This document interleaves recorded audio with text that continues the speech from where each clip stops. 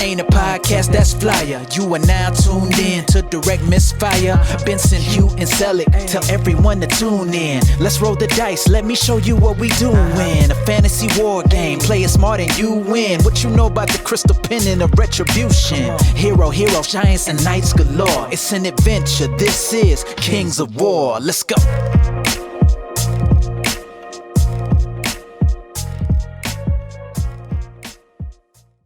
Hey guys, Sellick here for Direct Misfire's first product review. Today we're going to be looking at Mantic Games Terrain Crate 2 from their recent Kickstarter.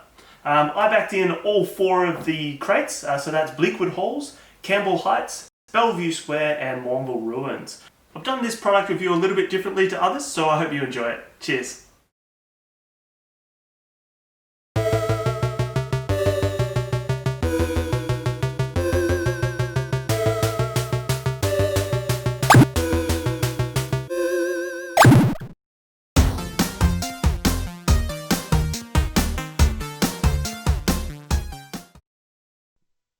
We start off in the Bleakwood Halls in the graveyard and spooky garden.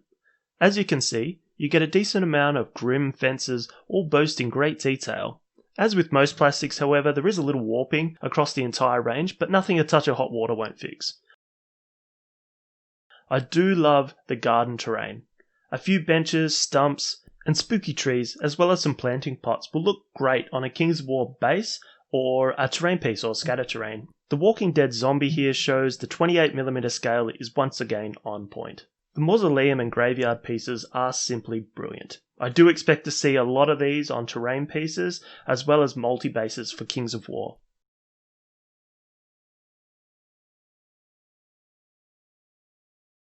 All in all, a great set. I can see it being used primarily as multi-bases and scatter terrain, given its contents is largely timeless with the exception of some of the modern aspects of the garden.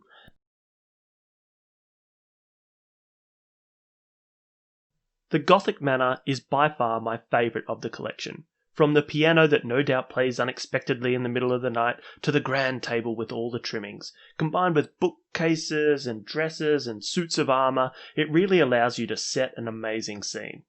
My limited buildings and shaky hands do this terrain no justice. The bedroom and lounge contents send my mind straight to that haunted house scenario. Once again, there's a little bit of warping in this pack, but it's easy fixed. What stands out in this box particularly is that the details are brilliant. Despite its timeless feel, I don't see this batch being used in multi-basing for Kings of War, but more suited towards that D&D type roleplay scenarios.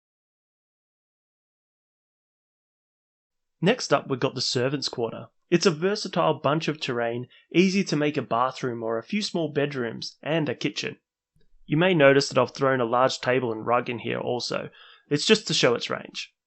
I particularly like the bathroom contents as they can actually be quite hard to find online. This is a great addition for some Walking Dead scatter terrain, or a more modern post-apocalyptic roleplay game. All up, 107 terrain pieces included here.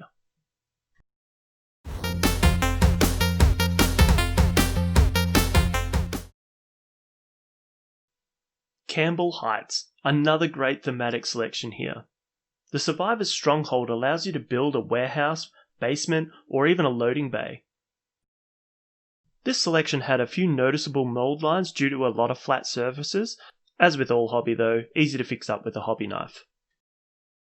While doing this review, I've noticed that it's quite a diverse range. Lots of boxes and barricades for your Walking Dead, but also cabinets, incinerators, and a car engine thrown in there. You'll also notice that I've thrown in a few pieces from the abandoned office.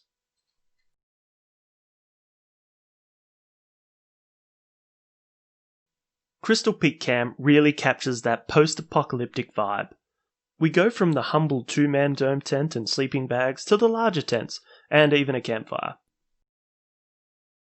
There's one thing I know about zombies on a camping trip, however, they love to wreck tents. So Mantic's thrown in a few destroyed tents as well. There's a picnic rug, a basket, a barbecue, and even a duck. This sort of terrain is going to be really easy to use in a lot of different gaming systems and scenarios. This sort of camp setting is going to take you seconds to take a little bit of grass and a couple of trees into a functioning campsite, fighting off zombies. Next up, I've thrown the abandoned office and the 2 trees mall together.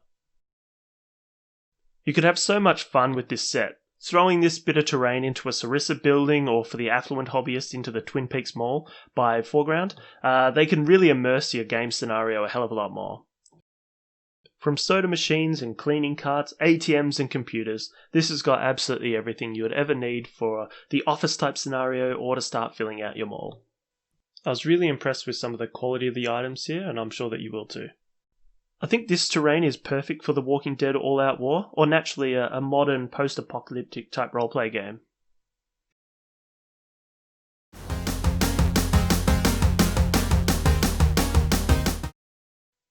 Next box, Bellevue Square. I love this box so much. I can see it being used heavily in roleplay games. I've got the Peaceful Park and Market Day on display at the moment. We have some sparse trees with some fully customized market stall with all the fruit and veg on carts. As you can have them inside the stall or on the ground, and they both look brilliant. It also makes it easier to paint.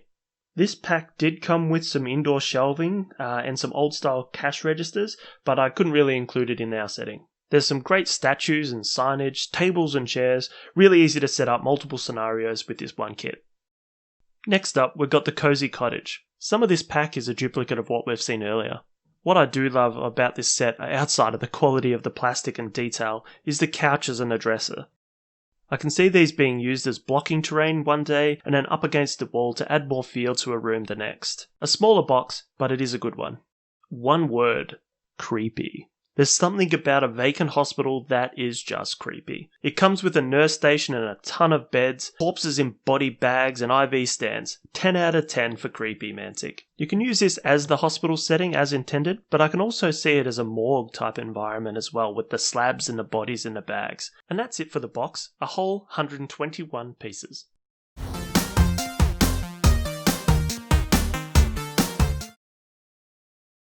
And that brings us to our last box, the Mournful Ruins. This box sets up a roadblock type scenario in a war-torn environment. Sandbags and barrels, ammo caches to barricades made out of furniture. This is going to be a great set for the World War II hobbyist. As it's a military setting, a lot of the terrain is riddled with bullet holes to give it that rough life type feel. The wrecks and ruins part of this box is probably my least favourite, as I feel like it's a little bit too locked into scatter terrain, and while it's great quality, it didn't really make my brain think of different types of scenarios that I could use it. But that said, I don't play World War II games. No zombie game is complete without a church to hold up in or lock people out as they are devoured by zombies outside while you cower in the corner. The church comes with pews, broken pews, various pious artifacts, and even a holy book. This set, placed inside a foreground or a Knights of Dice church, is just going to be fantastic. It comes with quite a few detailed graves that really complete the church feel nicely. This set will make a really easy terrain piece for a nice pick up and place environment for The Walking Dead, or at the hands of a skilled dungeon master, a great place to ambush your heroic party with skeletons and ghouls. Lastly, we've got the Crumbling Cottage. This set is the cozy cottage that we looked at earlier after years of neglect, or a post-COVID-19 lockdown party hosted by yours truly. While I thought the cozy cottage was a little bit on the vanilla side, this has definitely had some serious attention to the details. The ripped couch, destroyed desk, or even that giant teddy bear that looks like it's had a rough life. It looks great. I could see a dungeon master using both of these boxes to simulate time travel, or a decaying curse that's been put on top of the cottage. Okay, some time for some final thoughts. Overall, this was a great Kickstarter. The quality and details combined with the price was fantastic.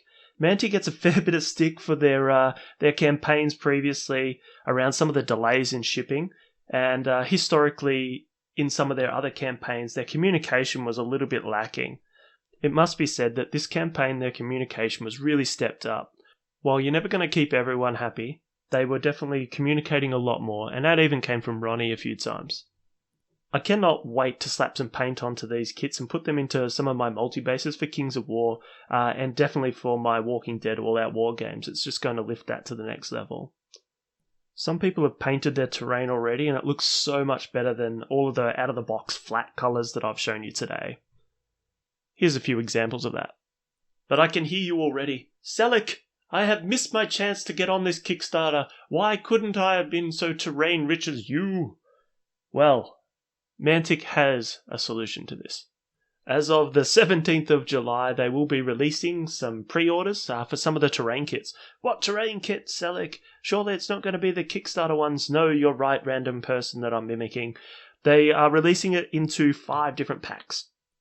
Those 5 packs are the Abandoned Factory, Cityscape, Crystal Peak, the Hospital, and the Quickie Mart. These are going to be priced at £24.99 and $29.99 US, with the exception of Cityscape. As it's got 48 pieces, it's going to be at £59.99 and $79.99 US. Anyway, I think that'll do for today, so I hope you've really enjoyed this video. Don't forget to like and subscribe and leave some comments for us because we love to hear from you. Stay safe, everyone. See ya.